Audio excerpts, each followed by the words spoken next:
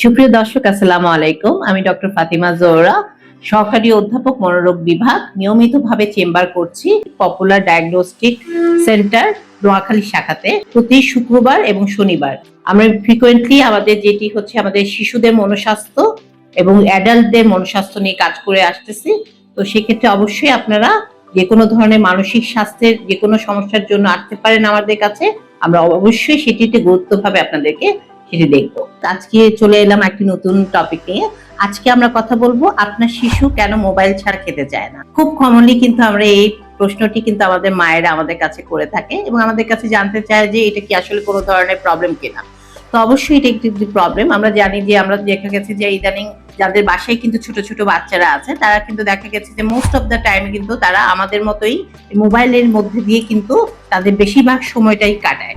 তো যে সময়টাতে তাদের খেলাধুলা করার কথা, মানুষের সাথে মেশার কথা, সেই টাইমটাতে কিন্তু তারা দেখতে যাচ্ছে ইন্টারনেটের মধ্যেই কিন্তু তাদের নিজেদের ভুবনটা খুঁজে পায়।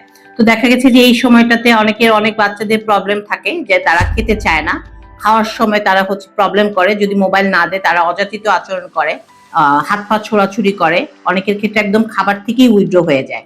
তো এটা অবশ্যই এক ধরনের আচরণগত প্রবলেম এবং এটা ইন্টারনেট আসক্তিরই একটি সমস্যা।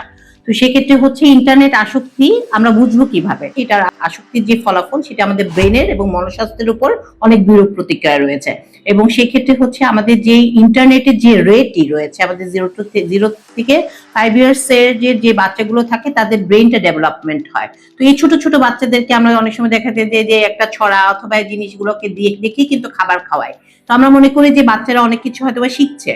তো আসলে কিন্তু সে আসলে শিখছে না, সে কিন্তু এই ইন্টারনেট জগতেই কিন্তু সে প্রবেশ করছে। আমার পরামর্শ হলো আপনি যদি এই ইন্টারনেটটা না দেখিয়ে আপনি মারা একটু কোয়ালিটি অফ টাইম যদি আপনার বাচ্চাদের সাথে কাটান, তাদের সাথে যেমন আমাদের মা অথবা দাদা দাদিরা যখন আমরা ছোট ছিলাম আমাদের কি বলতো, বুলি শোনাতো, কবিতা শোনাতো অথবা জিনিসপত্র বই দেখাতো। এইভাবে যদি আপনারা তাদেরকে ইন্টারনেট থেকে দূরে সরিয়ে, যেটা হচ্ছে তাদের সোশ্যালাইজেশন এবং তাদের সাথে একাত্মভাবে মেশার চেষ্টা করেন, একটু আন্তরিকতার সাথে তার বন্ধুত্বপূর্ণ সুলভ আচরণ করেন, তো দেখা গেছে যে বাচ্চারা অনেকটুকুই কিন্তু দেখা গেছে যে এখান থেকে পরিত্রাণ পাবে। তারপরেও যদি তাদের এই বিহেভিয়ার ডিস্টারবেন্স, ঘুমের সমস্যা, আচরণগত প্রবলেম এবং খিটখিটে মেজাজ হয়ে যাবে এবং অনেকের ক্ষেত্রে দেরিতে কথা বলা, এই প্রবলেমগুলো যদি ডেভেলপ হয় তো অচিরেই কিন্তু আপনারা আমাদের কাছ থেকে এর পরামর্শ এবং এর চিকিৎসা কিন্তু গ্রহণ করতে পারবেন।